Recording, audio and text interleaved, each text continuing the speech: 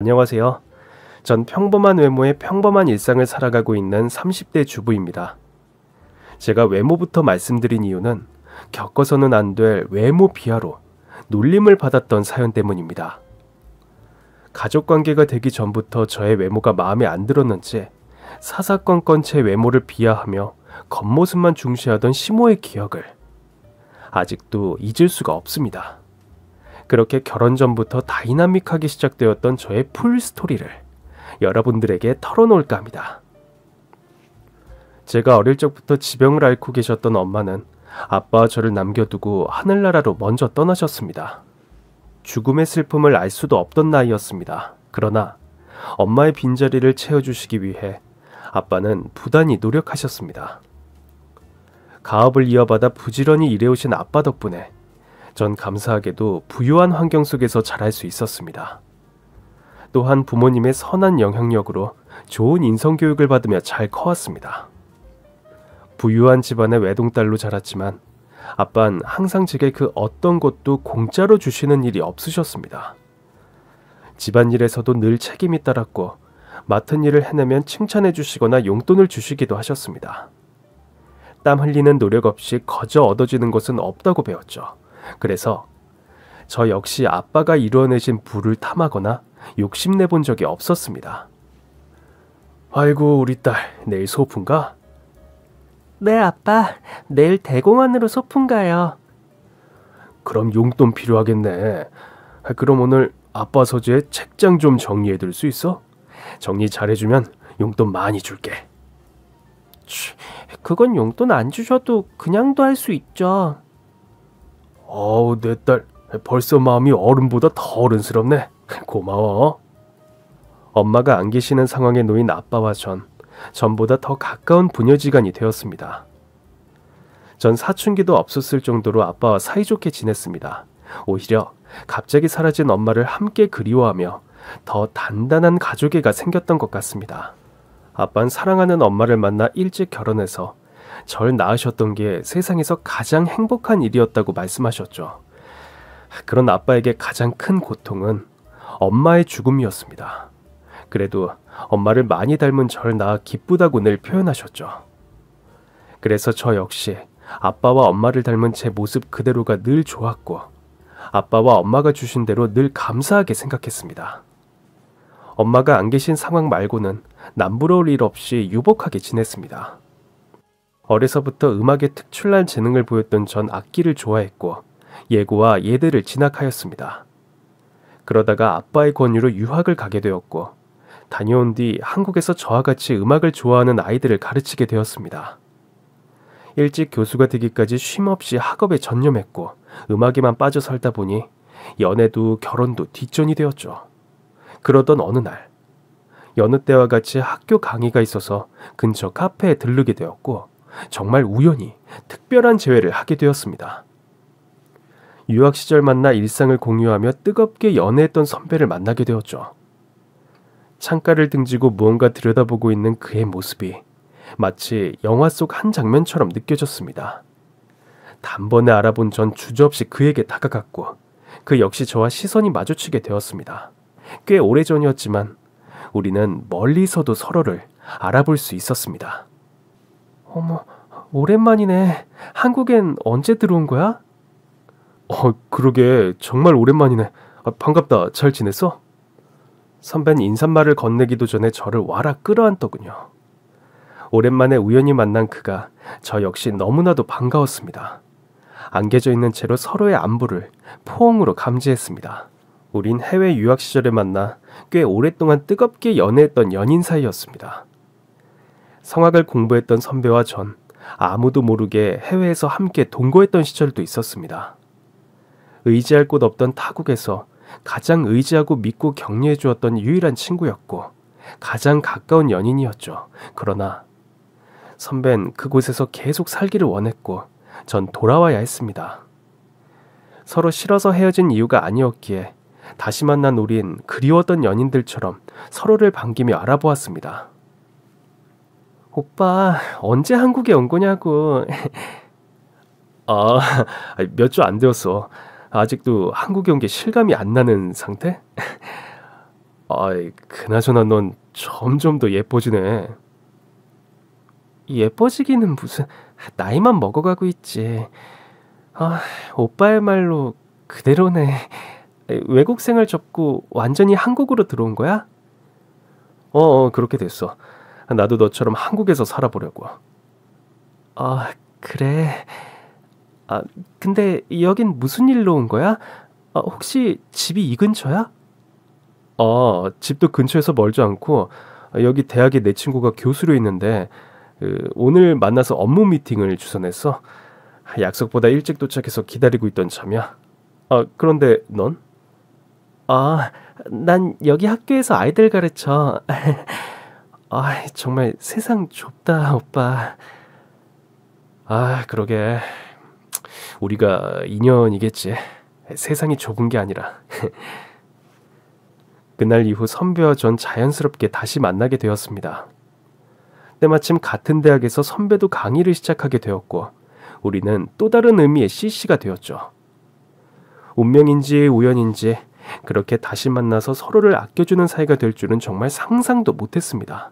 선배의 집은 학교에서 한 블럭 떨어져 있는 거리였고 유학 시절처럼 우린 함께 있는 시간이 잦아졌습니다.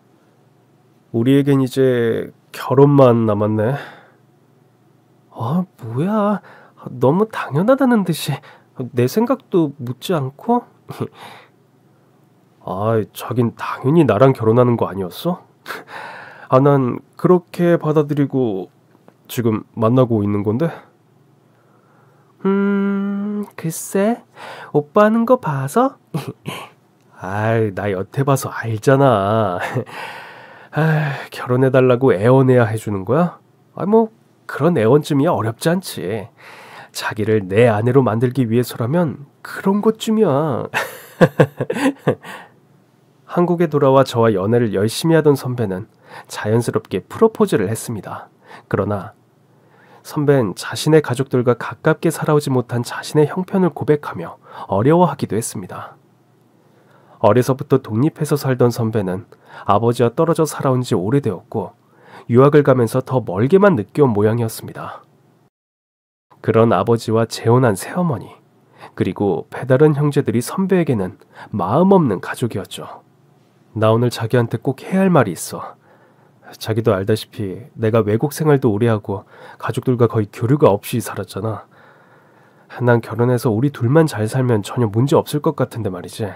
문제는 내 가족이야. 자기가 어떻게 받아들일지 걱정이라서 말하는 건데 어릴 때 아버지가 재혼하신 새어머니와 배다른 형제지간과는 여전히 남보다 못한 사이라서. 예전에 얘기해서 잘 알아. 그래도 오빠랑 나랑 한국에서 결혼해서 살면 자기 가족들과 인사도 하고 만나야지. 미리 걱정은 하지 말자. 다 잘 될 거야. 남편은 복잡한 가족관계로 결혼에 앞서 걱정을 저와 공유하게 되었습니다. 전 오히려 걱정 말라며 그를 안심시켰죠. 종종 외박하게 되었던 절 눈치챈 아빤 어느 날 절 부르셨습니다. 우리 딸 혹시 요즘 나 모르게 연애하는 거냐? 이미 알면서 모른 척 해주신 거잖아요, 아빠. 조만간에 남자친구 데리고 와서 인사 소개 시켜드리려고 했어요. 그래? 어떤 놈이 우리 딸내미를 뺏어가려고 준비 중인 거야? 아빠, 마음에 드시면 저 결혼시켜주세요. 결혼하고 싶은 남자예요. 정말? 이거 아빠 괜히 서운해지는데. 빨리 날 잡아서 데려와. 궁금하구나. 어서 내가 만나봐야겠다. 그날 이후 아빤 제가 만나는 남자를 빨리 보여달라고 성하셨고 전 결국 남편 될 사람이라며 집으로 초대했습니다. 선배도 아빠를 만나더니 너무나 좋아하더군요. 마치 헤어져 있던 부부가 상봉하는 느낌이었습니다. 아버님, 제가 더 빨리 찾아뵀어야 했는데 죄송합니다. 그러게 더 늦게 왔으면 서운해서 결혼 승낙 안 해줄 뻔했다. 우리 딸과는 유학 시절부터 알고 지냈다며? 내 딸이지만 참 괜찮은 아이야. 자네 운이 좋은가 본데. 네, 아버님. 저도 그렇게 생각하고 있습니다. 유학 시절 어쩔 수 없이 헤어져서 너무 괴로웠는데 한국에 오자마자 다시 만나게 돼서 정말 너무 기뻤어요. 서두르지 않으면 놓칠 것 같아서 이렇게 결혼을 서두르게 되었습니다. 아버님, 허락해 주시면 결혼해서 정말 잘 살겠습니다. 아빠와 남자친구는 너무나 잘 통했습니다.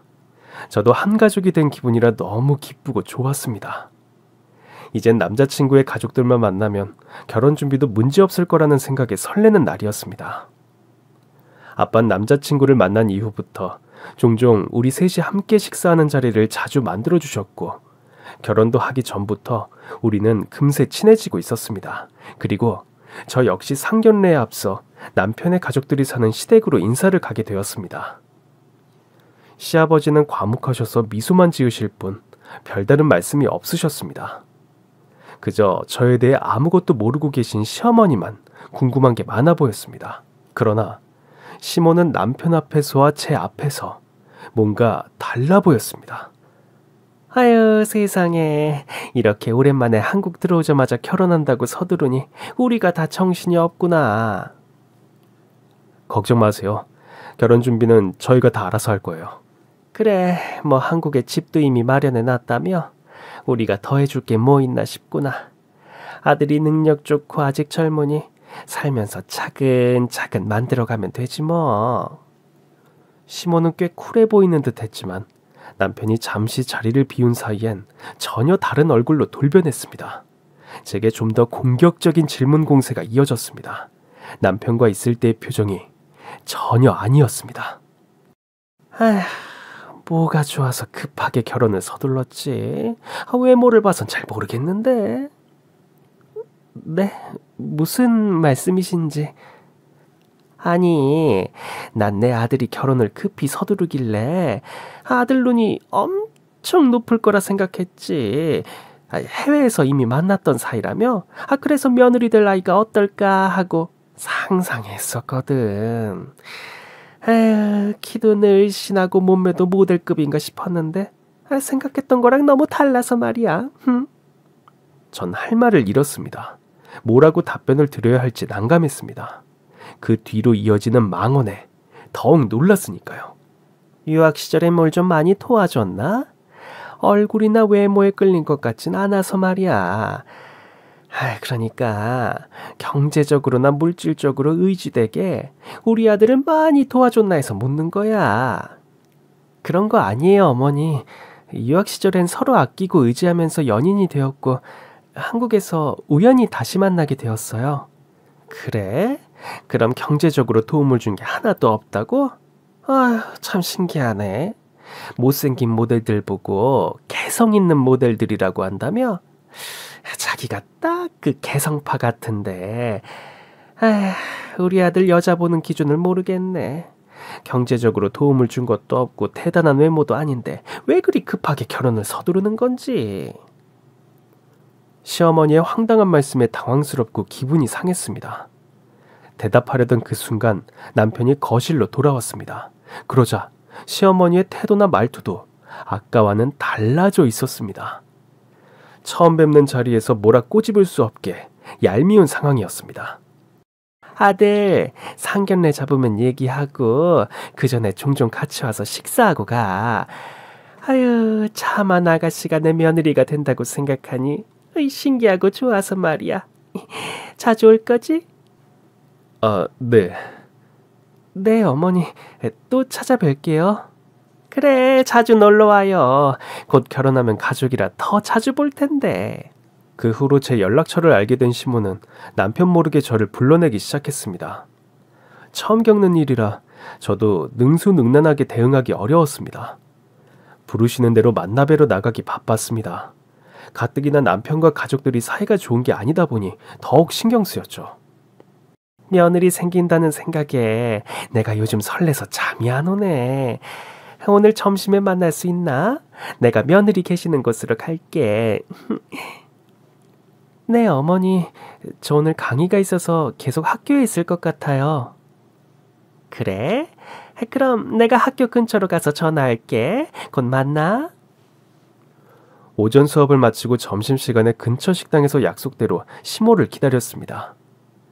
눈에 띄게 화려한 차림으로 식당에 들어오는 시어머니를 마주하였습니다. 어찌나 화려하게 차려입으셨던지 주변의 시선을 사로잡을 정도였습니다. 아휴, 오랜만에 대학교 근처에 오니 나도 마음이 젊어지는 것 같네. 오늘 더 젊어 보이시고 멋지세요, 어머니. 그래? 안 그래도 내가 오늘 좀 차려입었지. 며느리들 아가를 만나는데 이 정도는 신경 써야 하지 않겠어? 아니 근데 아가, 넌 학교 수업에 이런 차림으로 나오니? 얼굴도 화려하지 않은데 옷이라도 좀 화사하게 차려입지. 이게 뭐니? 요즘은 예쁘게 생긴 애들도 옷이며 가방이며 잘 꾸며 입고 다니더구만. 넌 교수라며 꼴이 그게 뭐니?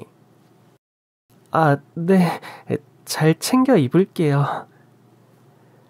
지난번에 처음 집에 인사 올 때도 내가 처음이라 참았다만 외모가 안 되면 꾸미기라도 해야지. 요즘은 차림새로 생긴 것도 커버가 되는 거야. 오늘 이 화장은 한 얼굴이니? 네. 안 되겠다. 근처 백화점 가서 옷 하나 사줄 테니까 후딱 다녀오자. 아니에요, 어머니. 괜찮아요. 저 옷 많아요. 옷 많다는 애가 행색이 이게 뭐야? 내가 다 창피해서 그래. 어서 따라 나와. 그날 전 시모의 손에 끌려 식사를 하는 둥 마는 둥 하곤 근처 백화점에 가게 되었습니다. 이것저것 제 얼굴에 옷을 대보곤 본인이 마음에 드는 옷으로 골라서 제 손에 들려주셨습니다. 그래도 직접 사주셔서 너무 감사했지만 그때부터 시작이었습니다. 시어머니 자신의 옷도 더 구경까지 하시더니 명품관으로 저를 끌고 가시더군요. 가격이 너무 비싸서 못 사는 아쉬움을 제게 표현하며 계속 사달라는 뉘앙스를 풍기셨죠. 전 도저히 모른 척할 수 없는 상황이었습니다. 결국 제 카드로 시어머니가 사주신 제 옷의 10배는 더 비싼 시어머니의 옷을 사드리게 되었습니다. 아깝지는 않았지만 빤히 보이는 상황에 시어머니의 속내를 알게 되어 아쉬웠습니다. 바쁜데 너무 고맙다. 내가 너 옷 사주러 왔다가 이게 무슨 행제니? 못생겨도 능력 있어서 내 아들이 너랑 결혼을 서둘렀나 보다. 최고네 최고야. 칭찬인지 욕인지 알 수 없는 시어머니의 엔딩 멘트를 끝으로 그날은 시모와 무사히 헤어졌습니다. 남편에겐 가뜩이나 좋은 사이도 아니다 보니 그날의 이슈를 전하지 않았습니다. 그러나 그 후로 계속되는 시모의 전화에 전 점점 부담스러웠습니다. 언니, 저 지금 엄마랑 언니 학교 앞이에요. 지나는 길에 전화드렸는데 잠깐 뵐 수 있어요? 어떤 날은 시누이를 내세워서 찾아오시는 날도 있었습니다. 그날은 시누이와 시어머니의 외모지상주의 이야기를 카페에서 1시간 내내 듣다가 헤어져야 했습니다. 엄마, 내 동창 아인이 알지? 걔 이번에 성형수술하고 팔자 고쳐서 대기업 총수를 하더라고. 선보고 나서 바로 결혼하기로 했대. 어머, 세상에 잘 됐네. 일단 여잔 얼굴 아니면 몸매라도 좋아야 한다니까. 나도 턱 수술하면 안 돼? 요즘은 비싸지도 않대. 턱만 조금 교정 수술하면 나도 대기업 총수 아들은 거뜬하게 만나지. 그래 알겠어. 근데 사실 내 딸 얼굴은 손댈 게 없는데 우리 며느리가 성형 좀 하면 더 예뻤을 걸 아쉽다. 맞네. 언니는 능력도 좋은데 왜 수술 안 해요? 요즘 같은 시대에 얼굴 고치면 능력도 더 상승될 텐데. 전 부모님이 만들어주신 지금의 제 얼굴에 만족해요. 그리고 얼굴과 능력이 비례한다고 생각해 본 적도 없고요. 그래? 너가 능력이 되니까 그렇게 말할 수 있는 거지. 능력이라도 안 돼서 봐. 아마 말 안 해도 얼굴부터 고쳤을걸? 맞아. 언니 능력 좋으니까 그런 자신감이 있는 거라고요. 안 그래요, 어머니. 능력이 안 되었다면 능력을 키우기 위해 노력했겠죠. 제 얼굴이 그렇게 마음에 안 드세요? 그래? 근데 넌 거울 안 보냐? 솔직히 예쁜 얼굴은 아니잖아. 그냥 드는 생각을 좀 얘기했을 뿐인데 꼬박꼬박 말대꾸하니? 죄송합니다. 말대꾸 하려던 건 아니고요. 그저 제 생각을 말씀드린 거예요. 매번 만나거나 통화할 때마다 저의 외모를 비하하는 시모 때문에 스트레스를 받기 시작했습니다. 그렇다 보니 저도 점점 제 생각을 말씀드릴 수밖에 없었죠. 어색해진 분위기의 시모는 제게 그간 참았던 궁금함을 물어보며 화두가 다른 주제로 이어졌습니다. 그래, 그건 그렇고 아들이랑 집에 왔을 땐 시간도 없고 그래서 못 물어봤는데 너도 해외 유학 다녀와서 교수가 되었다고 하니 그래도 집안 형편은 꽤 좋은가 보네. 어머니는 일찍 돌아가셨다고 들었는데. 네, 엄마는 지병으로 제가 어릴 때 돌아가셨고요.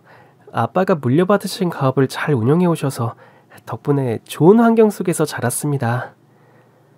아, 그랬구나. 무슨 사업을 하시길래? 응? 외동딸 시집 보내시니 서운하시겠네. 그날 시모는 제 친정 상황까지 샅샅이 살피고 돌아가시더니 이후 연락이 뜸했습니다. 그리고 드디어 어색한 상견례를 마주하게 되었습니다. 저희 아빠가 소유하고 있던 건물 2층에 유명한 한정식 레스토랑에서 자리를 마련해 주셨습니다. 남편은 저와 아빠에게 대하는 것보다 1000배, 10,000배 자신의 가족을 대하는 게 어색하고 어려운 듯 보였습니다. 그래도 어색하거나 서먹하지 않기 위해 애썼습니다. 그런 남편의 사정을 알고 저희 아빠도 분위기를 편하게 만드시려고 여러모로 후원과 노력을 아끼지 않으셨죠. 반갑습니다. 이렇게 딸과 아들을 통해 인연이 되어서 너무 좋네요. 앞으로는 사돈댁도 한 가족이니 저도 더 챙기도록 하겠습니다. 오늘은 가족이 된 기념으로 제가 대접하고 싶어서 이곳으로 모셨습니다. 부담 갖지 마시고 식사 즐겁게 하시면서 이야기 나누면 좋겠습니다. 어머, 그럼요, 사돈어른. 이렇게 좋은 위치에 자리까지 마련해 주시다니 대단한 능력자시네요. 아이고, 아빠 이어 딸도 능력자가 된 이유를 알겠네요. 분위기 좋은 레스토랑에 식사까지. 아유, 너무 황송합니다. 앞으로 우리 아들 잘 부탁드립니다. 시어머니는 상견례부터 저를 대하시는 태도가 전과는 확연하게 달랐습니다. 남편이 없는 자리에서 남편 모르게 제 외모를 비하하거나 놀리던 시모의 모습도 사라졌죠. 아마도 저희 아빠가 여러 빌딩, 상가 건물까지 소유한 재력가라는 사실 하나로 태도에 변화가 생긴 것 같았습니다. 제가 우리 딸을 잘 부탁드려야죠. 그렇게 말씀해 주시니 너무 감사합니다, 사돈어른. 세상에, 전 며느리 처음 보고 깜짝 놀랐어요. 아주 참한데 야무지게 능력도 있고 외모도 매력이 흘러넘쳐서 아주 김태희보다 더 예뻐 보인다니까요. 아이고, 내 아들이 결혼을 서두르는 이유를 알겠더라고요. 저는 그 순간 남편이 어머니와 마음이 가까워질 수 없었던 이유를 충분히 알았습니다. 그리고 전 세상에서 제일 못난 며느리에서 김태희보다 예쁜 며느리가 되어 있었습니다. 상견례 내내 저희 아빠 앞에서 있는 아부 없는 아부를 다 떨면서 눈가에 흠이 파일 정도로 눈웃음을 치며 칭찬이 일색이던 시어머니의 속내는 이미 알았지만 저 역시 속으로 선을 긋게 되었습니다. 그러나 제가 남편과 결혼하는데 큰 문제될 일은 없었기에 큰 이슈로 생각하지 않았습니다. 그리고 우린 무사하게 결혼식을 치렀습니다. 결혼식 이후 신혼여행을 다녀와서 시댁에 인사를 드리기로 한 날, 남편은 일 때문에 시간을 낼 수 없었습니다. 어쩔 수 없이 저는 혼자 시댁에 인사를 드리게 되었고 그날 시어머니의 본심을 더 듣게 되었습니다. 역시나 남편이 없는 자리여서 시모는 하고 싶은 말씀이 많았던 것 같습니다. 그래도 절 보자마자 너무나도 반갑게 맞아주셨습니다. 우리 아가 피곤한데 인사까지 와주고 너무 고맙네. 그래, 신혼여행은 잘 다녀왔지? 네, 어머니. 덕분에 잘 다녀왔습니다. 이거 남편이 전해달라고 한 선물이에요. 어머, 이게 뭐야? 가방이네? 면세점에서 사온 거니? 네, 남편이 직접 골랐어요. 어머니 드리려고요. 그래? 아유, 센스 넘치네. 우리 아들도 같이 와서 저녁 식사하면 좋았을 텐데. 에휴, 오자마자 우리 교수님 아들 바쁘시구나. 네, 죄송해요. 바쁜 일정 끝나면 같이 식사하러 올게요. 아유, 죄송하긴. 바빠도 이렇게 선물까지 챙겨주는데, 괜찮아. 우리 아가라도 이렇게 와주니 얼마나 고마운데. 그래, 얼마든지 와서 자주 식사도 하고 그러렴. 오늘은 차린 거 없지만 너라도 많이 먹고 가렴. 차린 거 없다는 식탁을 보니 상견례 할 상차림 마냥 거대한 한상 차림이었습니다. 너무 많은 반찬과 음식에 놀란 전 어머니께 감사하다며 남은 찬도 챙겨주시면 가져가겠다고 했습니다. 시부모님과 시누이 그리고 막내 남동생까지 함께 식사를 마치고 나서 시어머니와 전 따로 티타임을 가지게 되었습니다. 저도 이제 시모의 습성을 파악해서 알다 보니 어떤 말씀을 하실지 예상은 하고 있었죠. 뭐 별다른 얘기는 아니고 우리 며느리랑 상의할 게 있어서 내가 요즘 너무 바빠. 며느리가 집안에 너무 잘 들어와서 온 동네 소문내고 다니느라 바쁘지 뭐니. 아, 네, 감사합니다. 그래서 말인데 아가, 우리 딸, 너 시누이 말이야. 대학 졸업은 한참 되었는데 계속 빈둥대서 내가 일 좀 시켜보려고 그래. 어디 쉽게 취업할 생각도 안 하고 있어서 말이야. 그래서 올 막둥이 아들도 배울 것 같아서. 아가씨요? 좋은 대학도 나왔는데 어머님 말씀대로 일하셔야죠. 그러니까 말이야.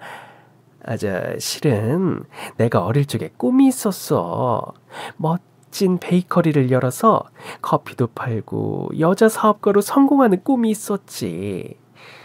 에휴, 난 이렇게 내가 주부로 아내로 사느라 세월 다 보내게 될 줄 몰랐지만 우리 딸이라도 그런 꿈을 가지고 우리 며느리처럼 능력을 키우면 어떨까 하는 생각이 들어서 말이야. 이리저리 돌고 돌아 제자리를 찾은 시모의 말씀은 결국 저희 아빠 건물 1층에서 베이커리를 하나 차리고 싶다는 것이었습니다.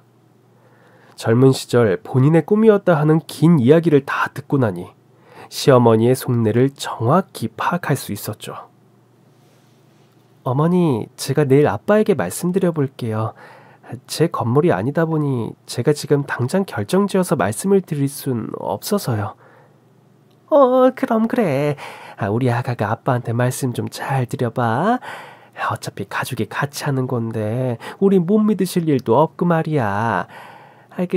외동딸 소원이라고 하면 쉽게 들어주시지 않을까? 전 물론 탐탁치 않았지만 시어머니의 꿈과 희망을 아빠에게 어렵게 말씀 전해드렸습니다. 다행히도 아빠는 크게 기분 상하지 않으셨습니다. 아빠, 만나 뵙고 말씀드려야 하는데 전화로 말씀드려 죄송해요. 아니야 우리 딸. 아빠도 요즘 바빠서 너 만날 시간이 없다. 그리고 사돈한테 잘 말씀 전해드리렴. 마음껏 이루지 못했던 꿈을 잘 펼쳐보시라고. 네, 아빠. 너무 무리한 부탁인데 이렇게 선뜻 들어주셔서 감사하고 죄송해요. 무슨 소리야. 너가 왜 죄송하냐? 저 감사만 하렴. 죄송할 일 없다. 우리 딸, 그리고 넌 남편하고 알콩달콩 마음 편치 말고 행복하게 둘만 생각하면서 살아. 그게 아빠한테 효도하는 거야. 시모의 황당한 부탁에도 아빠는 되려 허허 웃으시면서 가족끼리 월세 받는 건 너무 정없으니 월세도 받지 않고 비어있던 건물 1층을 선뜻 내어주시겠다고 하셨습니다. 어릴 적부터 제게 세상에 공짜 없다고 늘 배움으로 가르치시며 말씀하시던 아빠셨지만 절 위해, 딸을 위해 선뜻 무엇이든 내어주시는 아빠의 마음을 헤아려 보니 감사하면서도 무척이나 죄송스러운 마음이었습니다. 어머니, 전화로 말씀드려 죄송해요. 부탁하신 말씀 아빠가 흔쾌히 허락해 주셨어요. 아유, 세상에 우리 며느리밖에 없네. 세상 가장 능력자 며느리인데 더 대단한 능력자 아빠를 두셔서 아유, 우리 가족이 모두 호강하네. 그리고 어머니, 아빠가 가족끼리 월세 받는 건 너무 정없다고 하시면서 월세 내지 마시고 공짜로 내드릴 테니 운영만 잘해서 꿈 이루시고 성공하시라고 말씀도 전하셨어요.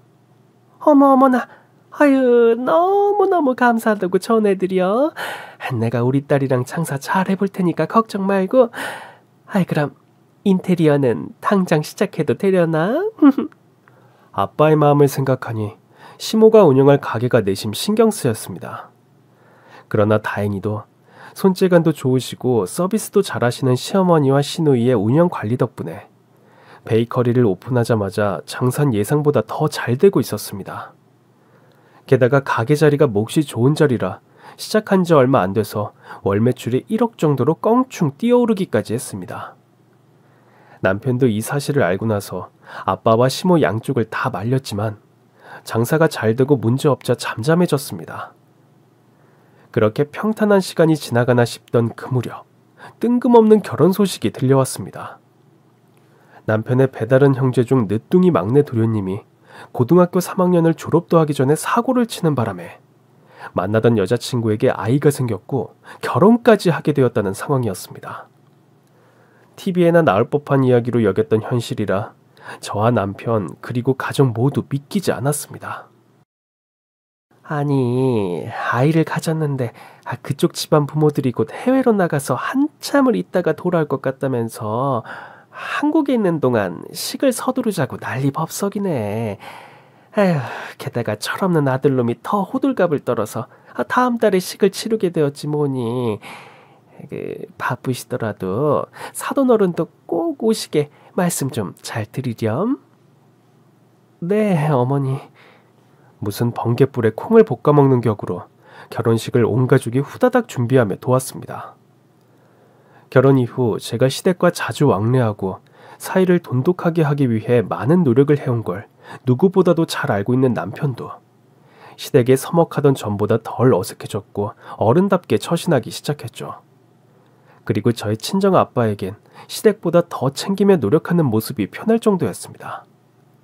남편의 노력 덕분에 저도 시댁을 이해해주기로 했습니다. 그리고 도련님의 사건으로 한 달여가 채 지나기도 전에 결혼식을 치르게 되었습니다.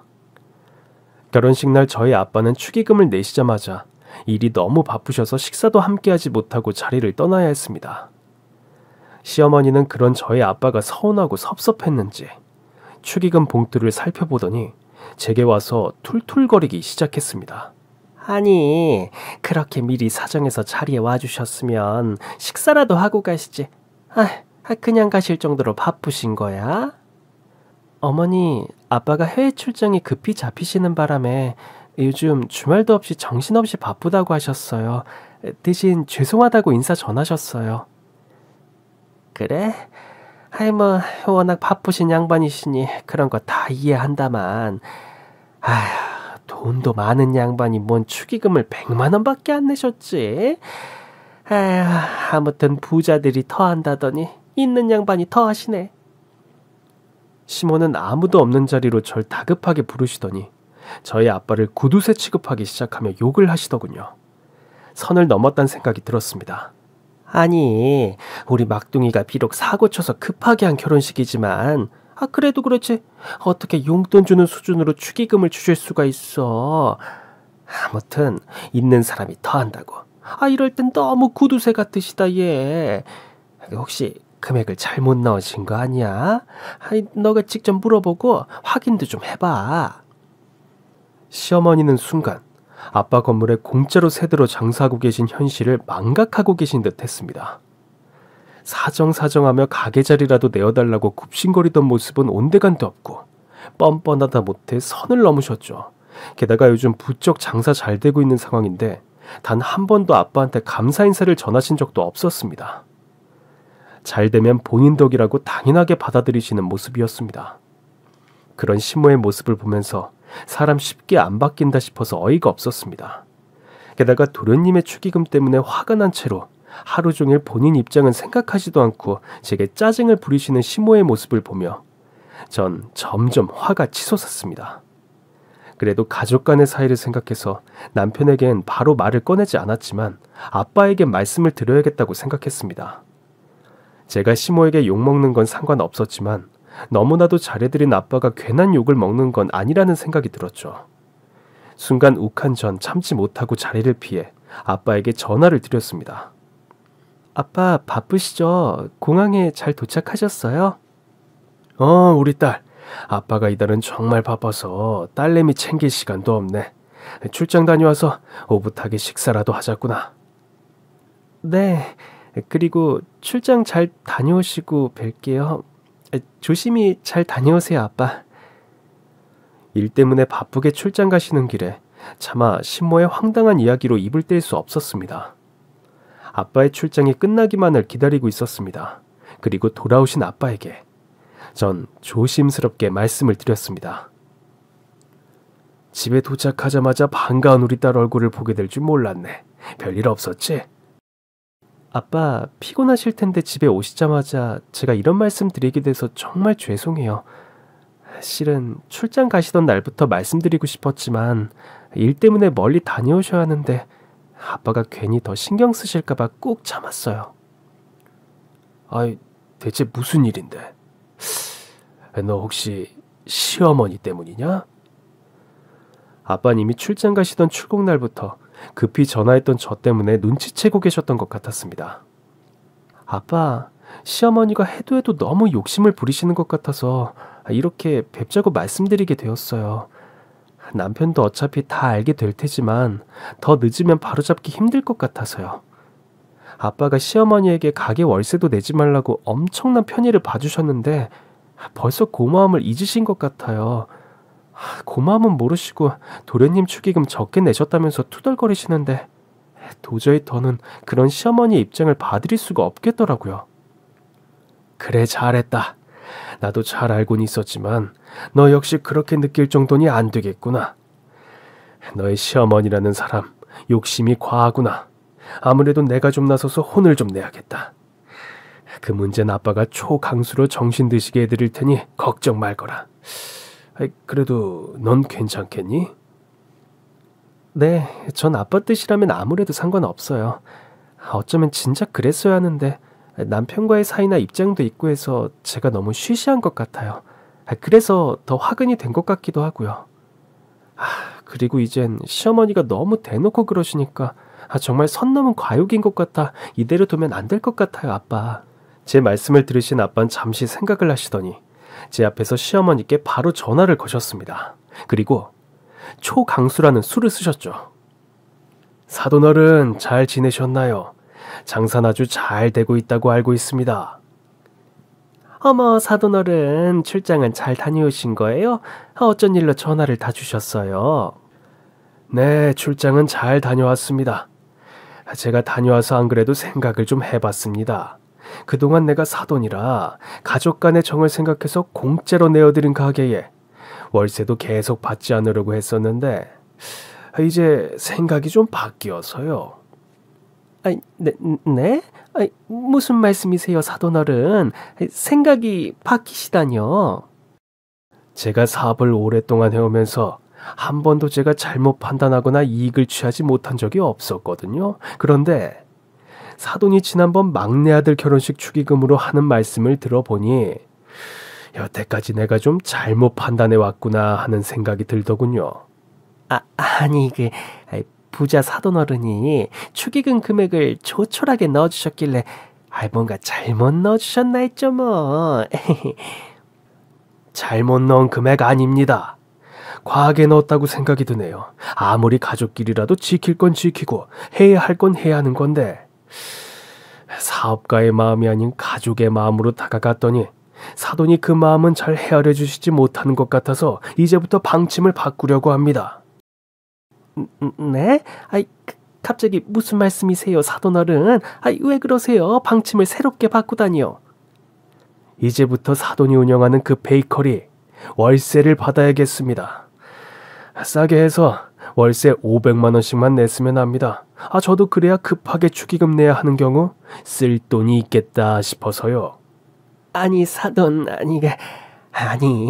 왜 갑자기 월세를 500만 원씩 내라니요? 무슨 말씀이세요? 처음부터 제게 꿈을 잘 펼쳐보라면서 공짜로 내어주시더니 갑자기 왜 이러시는 거예요? 제가 축의금 적게 냈다고 말씀드려서 마음 상하신 거예요? 사돈, 세상에 공짜가 어디 있습니까? 그리고 계약서도 안 써드렸는데 이참에 계약서도 씁시다. 계약서 쓰고 계약대로 합시다. 가족이 된 마음으로 내어드린 제 성의도 욕심이 과하셔서 받아들이지 못하시는 것 같던데 더 편의를 받을 이유가 사라졌습니다. 그리고 사돈, 제가 부자가 된 이유는 공짜 바라지 않고 전부 다 노력해온 결과입니다. 단호한 아빠의 태도에 시어머니는 할 말을 잃었는지 잠시 아무 말도 못하셨습니다. 그러더니 정신이 드셨는지 갑자기 태도를 바꿔서 굽신거리기 시작했습니다. 사돈 어른, 제 말씀 좀 들어보세요. 제가 물론 가게 매출상 500만 원 정도 월세 내는 건 지금 전혀 무리가 아니지만요. 이것저것 떼고 뭐 크게 남는 것도 없어요. 사돈 어른, 아무리 그래도 가족끼리 돈을 받는 건 좀... 사돈이 먼저 말씀하시기도 하셨고요. 제가 며느리에게 말씀을 잘못 전한 모양입니다. 노여움 푸시고요. 가족끼리요? 그럼 가족끼리 축의금을 얼마를 내었든 꺼낼 얘기 필요가 있습니까? 사돈 총각 결혼한다고 했을 때도 전 사실 고3 학생인 미성년이라 상황적으로 매우 당황스러웠습니다. 그래도 가족이니 좋은 마음으로 이해했고 축의금 100만 원이나 낸 겁니다. 가족을 따지시면서 축의금으로 받을 금액을 따지시는 이유가 뭡니까? 아이들이 결혼해서 잘 사는 걸 응원해주는 걸로 부모의 역할은 다라고 생각하는데 왜 가족이 돼서 서로를 응원하지 못하고 헐뜯고 자기 것만 챙기려고 과유혹을 부리시는지 모르겠네요. 애들한테 창피할 지경입니다. 아빠의 갑작스런 발언에 시어머니는 역시 아무런 말씀도 못하고 듣기만 했습니다. 아빠는 끝까지 완강한 모습을 보이셨습니다. 그러자 시어머니는 180도 태도를 바꾸어 더 굽신거리기 시작했습니다. 사돈 어른, 노여움 좀 푸세요. 제가 잘못했습니다. 제가 정말 생각이 짧았습니다. 자, 앞으로 제가 말 실수 없도록 하겠습니다. 그러니 제발 상황을 좀 이해해 주세요. 가족끼리 돈을 받는 건 좀... 시어머니의 말씀이 끝나기도 전에 아빠는 다다다다다 계속 쏘아붙이고 계셨습니다. 깨닫게 될 때까지 계속 말씀하실 작정이셨던 것 같았습니다. 사돈, 계속 똑같은 말씀 그만 반복하시고 빠른 시일 내로 가게를 정리하세요. 정리하고 나가든지 아니면 다음 달부터 월세를 내시든지 결정하세요. 계속 버티시면 법대로 하겠습니다. 내일 당장 가게로 계약서 보내드리겠습니다. 이만 전화 끊습니다. 시어머니는 결국 아빠의 칼 같은 냉담함에 무너지고 말았습니다. 월세 500만 원 내기로 하면서 계약서도 쓰게 되셨습니다. 이후로 시몬 저와 친정 아빠에게 단 한마디 말도 못하고 열심히 장사를 하게 되었습니다. 제게 따로 부탁하거나 전화하셔서 당부하시는 일도 전혀 없이 사라졌습니다. 남편 역시 모든 정황을 알게 되었고 저와 아빠에게 너무나 미안하다며 거듭 사과했습니다. 그리고 제가 되도록 시댁에, 특히 시어머니에게 찾아뵙는 일은 없게 만들려고 했죠.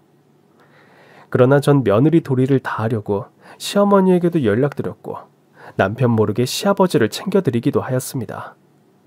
매사에 돈만 바라고 가족들을 대하시던 시어머니도 점점 더 가족들의 눈치를 보면서 과욕을 다스리기 시작하셨죠. 그렇지 않으면 운영하던 베이커리마저 빼앗길 상황에 놓여진다는 걸 절실히 깨닫게 되셨으니까요. 베이커리 운영 문제에 있어서 아빠가 둔 초강수를 그들은 조금이나마 깨닫고 변화되는 듯 보였습니다. 변화해가는 시모와 시누이를 보면서 쉽지 않았지만 가족으로 품고 함께 잘 지내야겠다고 생각했습니다. 사랑하는 사람을 만나 행복한 결혼 생활을 하기 위해선 여러 가지 시련이 있는 법이니까요.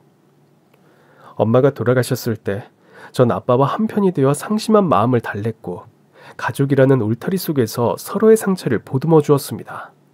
그리고 유학 시절 만났던 남편 역시 가족이 되기 전부터 가족이라는 이름으로 연이 닿으면서 힘들 때 서로의 곁을 함께했죠.